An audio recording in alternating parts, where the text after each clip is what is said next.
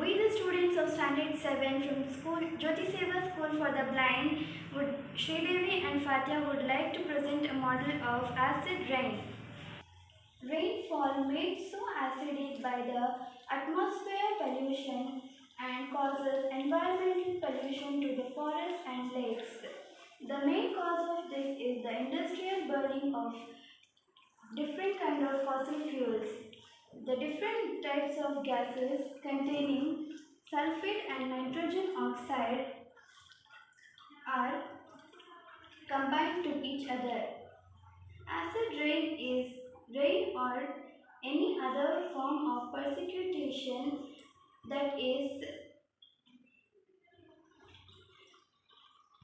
usually acidic.